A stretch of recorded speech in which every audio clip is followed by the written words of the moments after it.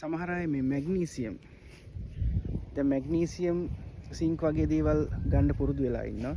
ඒකෙදි භයානක දේ තමයි මේ විටමින් D3 වගේ නෙමෙයි. මැග්නීසියම් කියන දේවල් අපේ ශරීරයට අතිරික්ත වුණොත් ඔය වගේන් තැම්පත් වෙනවා. අපිට යකඩ පෙති ඕනවට වඩා ගන්න බෑනේ. අපේ යකඩ වැඩි වුණොත් ගිහිල්ලා ඕගන්ස් අවයව අස්සේ මේවා තැම්පත් වෙලා නැති ලෙඩක් හැදෙනවා. එතකොට අපි දැන් දන්නවනේ මේ විටමින් D3 ඕන අස්ථි වලට කැල්සියම් උරා ගන්න. කැල්සියම් නිකන් උරන්නේ නැහැ. කැල්සියම් කියන දේ උරන්න නම් විටමින් D3 ඕන. විටමින් D3 වලින් තමයි අස්ථි වලට කැල්සියම් උරාගන්නේ ඒක හරහා. දැන් කියන සමහර විටමින් වලට විටමින් C ගන්න ඕන ඒක උරන්න කියලා. ඉතින් ඒ වගේ මේ මැග්නීසියම් සිංක් වගේ දේවල් ගද්දී ඒවා නිකන් ගන්න එපා. ඒක විටමින් D3 අපිට ගන්න පුළුවන් අයු 2000 ඉන්ටර්නැෂනල් යුනිට් 2000 ගන්න පුළුවන්. ඒත් මේ මැග්නීසියම් කියන ඒවා ඕගොල්ලෝ ඇඟට දාගන්න එපා. මොකද මේ දේවල් මූලද්‍රව්‍ය ඇඟට එහෙම දාගන්න නැහැ. ඒවා වෛද්‍යවරයෙක් වගේ ડોක්ටර් කෙනෙක් හම්බෙලා වට පුළුවන් කැල්සියම් මැග්නීසියම් පරීක්ෂණයක් කරන්න. විටමින් D පරීක්ෂණ කරන්න පුළුවන්. ඒ කැල්සියම් පරීක්ෂණ. එතකොට මැග්නීසියම් වැඩි වුණොත් ලොකු ප්‍රශ්න ගොඩකට මුහුණ දෙන්න වෙනවා. ඒකෙන්ද මැග්නීසියම් කියන එක ආවට ගියාට එහෙම ගන්න නැහැ. ඔයාගේ වෛද්‍යවරයා හම්බෙලා යාලියලා දෙයි මැග්නීසියම් පරීක්ෂණේ. ඒක කරලා බලන්න ඔයාගේ ඇඟේ මොන තරම් මැග්නීසියම් ප්‍රමාණයක් වැඩිද අඩුද දන්නේ නැහැනේ. වැඩි වෙලා තව ගත්තොත් මොකද වෙන්නේ? ඒතර මේ දෙක සෙල්ලම් කරන්න බෑ. එතකොට ඔයා ගිහිල්ලා මේ මැග්නීසියම් පරීක්ෂණය කරගෙන මම හිතන්නේ 15 ටිකක් වැඩියෙන් යනවා. 18ක් හරි 23ක් හරි ඔය වගේ ගාණක් මට මතක විදිහට විටමින් D3 පරීක්ෂණත් එහෙම තමයි. 12 10 16 10 එහෙම. එතකොට ඒක කරගෙන ඉවර වෙලා ඊට පස්සේ ඔයාට පුළුවන් මේ ඔයාගේ ડોක්ටර් කියයි ඔයාට මැග්නීසියම් මෙච්චරක් ගන්න ඕන අපි මේක අරගෙන මාස 3කින් ආයෙටක් ගාලා බලමු මැග්නීසියම්. ඒ මොකද ඒවා බල තමයි ඒවා දෙන්නේ කරන්නේ. මොකද වැඩි වෙන්න බෑනේ. අන්න ඒ විදිහට පිළිවෙලට ඒක ගන්න. මේ මැග්නීසියම් කියන එක මේ ගොඩක් අය ගන්න හින්දා තමයි මම අද මේ වීඩියෝ එක කරේ. මේ හැම දෙයක්ම අන්තිමේදී ප්‍රශ්න තමයි. ඉතින් ඒක හින්දා මේව හරියට කිරලා මැනලා ගන්න ඕන. දැන් අපි කැලරි කවුන්ට් කරලා ගන්නේ. බත් ග්‍රෑම් 100ක තියෙන කැලරි. එතකොට බිත්තරයක තියෙනවා නම් කැලරි. එතකොට එහෙම අපි ටිකක් මෙයා කරලා ගත්තොත් කල්පනා කරොත් අපිට මේක කරන්න පුළුවන් නේ. මේක හරියටම කරගන්න පුළුවන්. එතකොට ඒ වගේ මේ බොනවා නම් මේවා අනේ ડોක්ටර් කෙනෙක් හම්බ වෙලා ડોක්ටර්ට කියලා මම මෙහෙම බොන්න ඕන. ඒව කියලාම ගන්න. දැන් මැග්නීසියම් සිංක් වගේ ඕන ටෙස්ටොස්ටෙරෝන් කියන හෝමෝන් එක වර්ධනයේට සිංක් ඕන. සෛල පේශී වර්ධනයේට. ඔය වගේ ගොඩක් දේවල්. දැන් මැග්නීසියම් මේකට විතරයි ඕන කියලා කියන්න බෑ. මැග්නීසියම් තව ගොඩක් ඒවට ඕන. එතකොට සෛල වල ක්‍රියාකාරීත්වයට මැග්නීසියම් ඕන. ඉතින් මැග්නීසියම් අඩු වුණාමත් සුගර් හැදෙන පැත්ත වැඩි වෙනවා කියලා මම දැනගත්තේ. එතකොට ඔයගොල්ලෝ මැග්නීසියම් ගන්නවා නම් මේක වෛද්‍යවරයෙක්ම හම්බ වෙලා කතා කරලා එයත් එක්ක ඒ ගනුදෙනුව තියාගන්න. මොකද එයා චෙක් කරා යාය මාස 3කින් එහෙම චෙක් කර තමයි මේක ගන්නෙ. දැන් ඔය පිටරට ඉන්න අපේ බොඩි බිල්ඩර්ලා මේ අය දැන් මැරලා ඉන්නවනේ ගොඩක් අය. හොඳට හිටපු අය දැන් ඊයේ හිටිය අද උදේ මැරිලා. කිසිම ලෙඩකුත් නැතුව. එතකොට මේ අයට වෛද්‍යවරයෙක් කියලා. දැන් අපේ අයට ડોක්ටර්ස්ලා නැහැනේ. අපේ අයට වතුර ටිකක් දෙන්න කෙනෙක් නැහැනේ.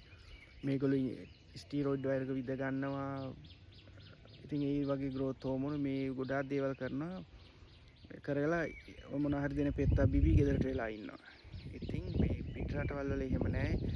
පීල් හිටලා ජේ කට්ලර්ලා මේගොල්ලන්ට රොනි කෝල්මන්ලට ඒගොල්ලෝ වියදම් කරලා ඒගොල්ලන්ගේ වෛද්‍යවරු ඉන්න පෝෂණ වේදියේ ඉන්න වෛද්‍යවරු ඉන්න එයාලගේ දේවල් ටට්ටක් ගාලා බලලා කරලා ටක් ගාලා බලනවා මොනවද වැඩි වෙලා තියෙන්නේ කිඩ්නි කොහොමද liver එක කොහොමද දැන් heart function කොහොමද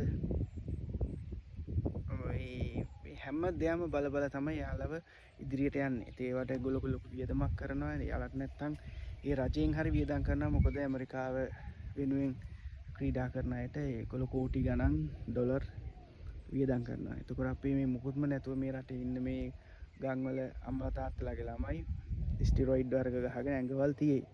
ඒත් එයාලා දන්නේ එහෙම හැදුනට පස්සේ ඔය ලොකු මාංශ පේශි නිර්මාණය වුණාට පස්සේ ඔක්සිජන් රුධිරය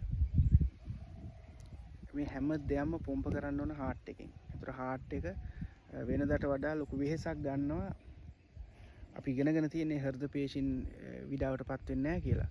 ඒ විඩාවටපත් වෙන්නේ නැත්තේ අපේ ශරීරයට. දැන් අපේ ලොකු මාංශ පේශී ඇවිල්ලා එහෙම ශරීරයක් හැදුනට පස්සේ විඩාවටපත් වෙන. යා මහන්සි වෙනවා. ඒ ලොකු පේශීන් මේවට රුධිරය පොම්ප කරන්න ඕන.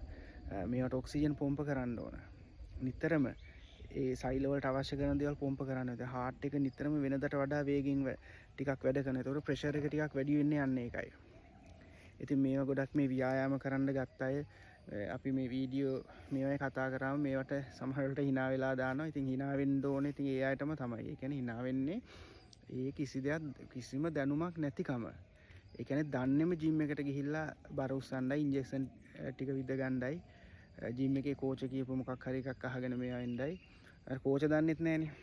ඉතින් ඒකයි මේ දැනුම නැතිකම තමයි ඔය හැම දෙයකම මේ රටේ ප්‍රශ්න. ඉතින් ඉන්ජෙක්ෂන් කරනවා නම් ඉතින් වෛද්‍යවරයෙක් ඉන්න ඕන ඔයාට. ඔයා නිකන් ජිම් එකේ අයියට කියලා ඉන්ජෙක්ෂන් එක විදගෙන කොහෙන් හරි ගෙනල්ලා විදගෙන හරියන්නේ නැහැ. බලන්න ඕන විදින එකේ තත්ත්ව සහතික කොහොමද? මොනවාද මේ ප්‍රමිතිගතද? මොකද ස්ටිරොයිඩ් වර්ග කොහොමත් ඇඟට ප්‍රතිඵලයේ විරුද්ධව වැඩ කරනවා නම් පස්සේ ඒතකොට හිතන්නකෝ ෆේක් එකක් මොනවා හරි ජරාවක් විදගත්තා කියලා. එතකොට හිතන්නකෝ මොකද්ද එතකොට ඇති වෙන තත්ත්වය කියලා. ඒතර වෛද්‍යවරයෙක් එහෙම ඔයාගේ හින්දුන්න පළියට විදින්නේ නැහැ. එයා ඒ බලනවා මේ මොනවාද කියලා. එහෙම බල්ලයි විදින්නේ. ඉතින් ඒකින්ද මේ විදින එක ටිකක් කල්පනා කරලා කරනවා නම් වෛද්‍යවරයෙක් එක්ක කරන්න. වෛද්‍යවරයෙක් එක්ක කරත් පිට රටවල් වල ඉන්න අය මේ වෙද්දි ගොඩක් අය මැරිලා ඉන්නවා. ඕගලන්ට හොයලා බලන්න පුළුවන්. ඒකට හේතුව තමයි ස්ටිරොයිඩ් වල තියෙන සයිඩ් ඉෆෙක්ට් එක.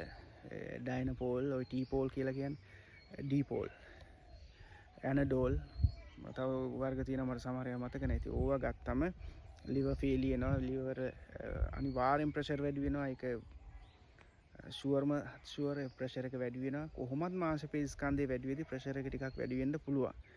ස්ටිරොයිඩ් වර්ග විද්දම ඒක අනිවාර්යෙන් වැඩි වෙනවා.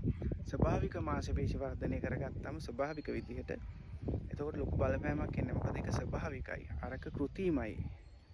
බලෙන් හදපු දෙයක්. ඉතින් ඒකින්ද මේවා කරද්දී කල්පනාවෙන් කරන්න ඕන. නැත්තම්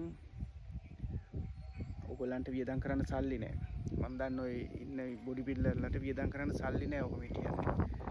හරියට කැම් වීල් ටික ගන්න සල්ලි නැතුව කොහොමද වියදම් කරන්නේ? මොකද ඊළඟට ඕවා විදලා එන ප්‍රශ්න වලට වියදම් කරන්න මේ රුපියල් 50000න් ලක්ෂෙන් වියදම් කරලා බේරෙන්න බෑ. ඒකින්ද මේවා කල්පනා කරලම මේ ටික කරන්න. ඉතින් මේ පණිවිඩය තමයි දෙන්න ඕනේ. විනාඩි 8යි ගානක් ගිහින් තියෙනවා මේක දෙන්න. ඉතින් ඕන අයට යවන්න මේක අවශ්‍යයට යවන්න. බොහොම ස්තුතියි.